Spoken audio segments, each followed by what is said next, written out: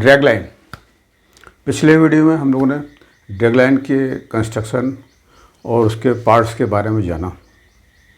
आज हम देखते हैं कि ड्रैग लाइन का इंस्टॉलेशन और सबसे बड़ी उसकी मार्चिंग या शिफ्टिंग, उसमें क्या क्या समस्याएं आती हैं और क्या क्या बातों का ध्यान रखना पड़ता है।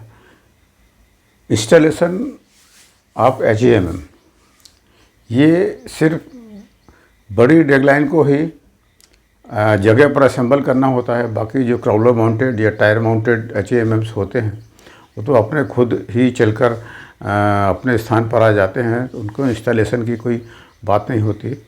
मगर जो ड्रैग लाइन्स होती हैं उनको कई बार, क्योंकि इनका वज़न लगभग 2000 टन से के आसपास होता ही है। जैसे बिग मस्की का हमने अपना वज़न देखा पिछली बार 12,247 टन था और इन्हें असेंबल करने में बहुत समय लगता है। बिग मस्की को 2 साल लगे, जो सबसे कठिन है। 2 साल बहुत बड़ी बात होती है। इन्हें शिफ्ट करना और मार्च करना, एक स्थान से दूसरे स्थान पर ले जाना, बहुत ही सावधानी भरा और योजनाबद्ध तरीके से किया जाता है। यही है आज के हमारे channel mining classroom with Tulsidas Vishwakarma में बनने वाले वीडियो का विषय।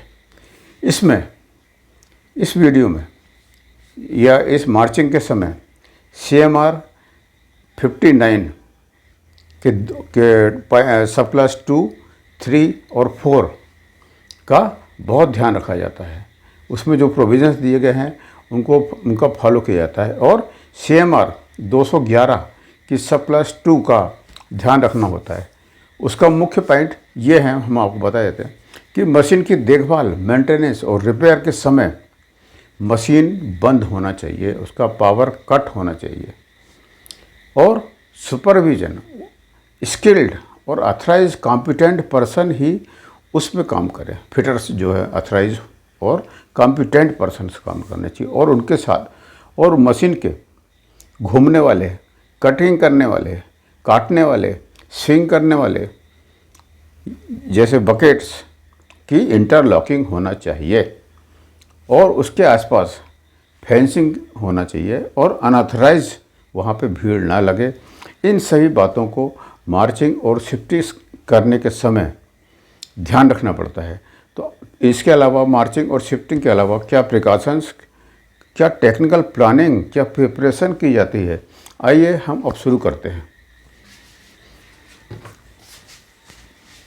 Installation and shifting of HAMM। CMR 211 का 2 अभी हमने देखा, shall be followed during the transportation, and CMR 59 2, 3, 4 during fitting and installation. ये 2 CMR का बहुत ध्यान रखना पड़ता है। इनके जो प्रोविजंस हैं, क्योंकि टायर माउंटेड और diesel power can easily shifted, crawler chain and electrical power operated slowly with some limitation of cable length. इसमें केबल लेंथ की लिमिटेशन होते हैं जो पावर से ऑपरेट होते हैं, इलेक्ट्रिकल ऑपरेटेड जो होते हैं उसमें। Big issue with drag lines और requires specific care and planning. इसके साथ ड्रैग लाइन के साथ कुछ बड़े इशू होते हैं, उसकी केयर और प्लानिंग करनी पड़ती है। Planning includes following steps. Planning में ये सारे जो स्टेप्स हम नीचे बता रहे हैं ये सारे किए जाते हैं। Technical planning specific machine wise, machine के मॉडल के हिसाब से, मशीन की जो फीचर्स हैं उसके हिसाब से उसकी प्लानिंग करना पड़ता है। Model wise, make wise, considering the following shifting speed. क्या कंसिडर करना पड़ता है?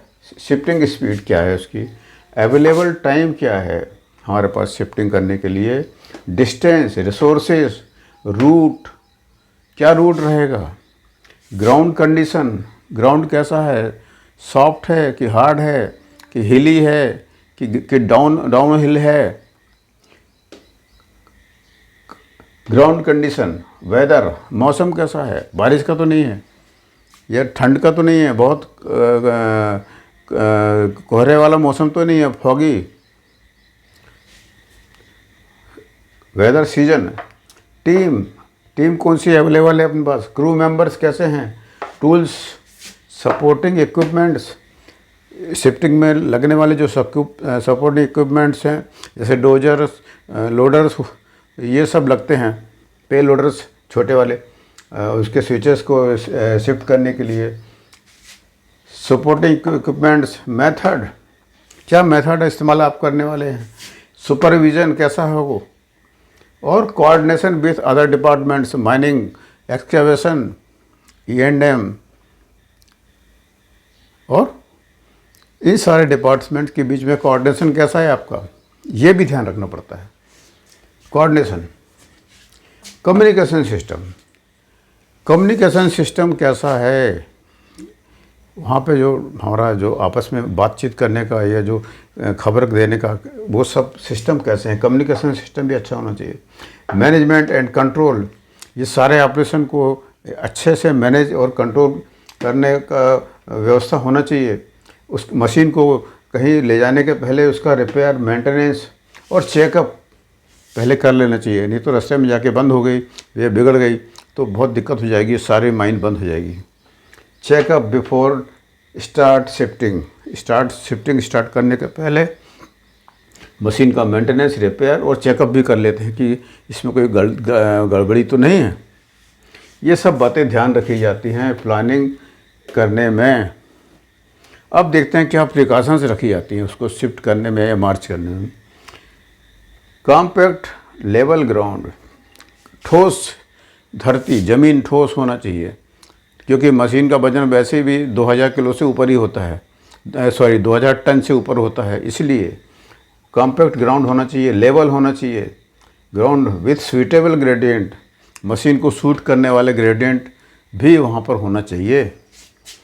Follow all SOPs, safe operating procedures, उसको फॉलो करना चाहिए। गाइडलाइंस, इंस्ट्रक्शंस, मैनेजर के बनाए गए instructions, rules, regulation, provisions strictly, ये प्रोविजंस ये भी स्ट्रिक्टली फॉलो का किए जाना चाहिए।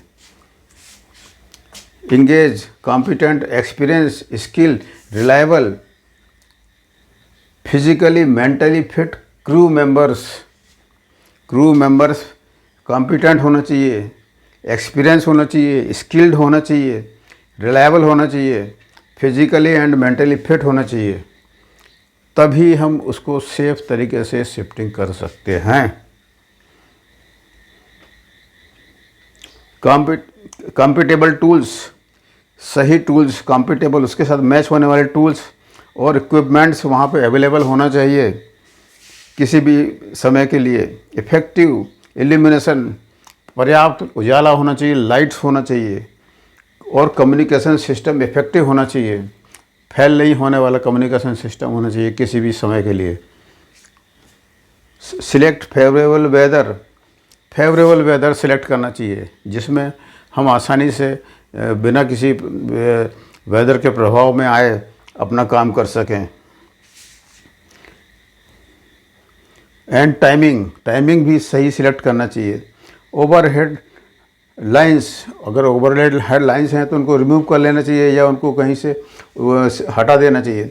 पावर सप्लाई भी इंश्योर करना चाहिए, और बूम और मास्ट को हमें सेट कर लेना चाहिए, डाउन कर लेना चाहिए, ताकि ओवरहेड लाइंस को हम क्रॉस करें तो पावर सप्लाई काट देना चाहिए और बूम और मास्ट को डाउन कर लेना चाहिए।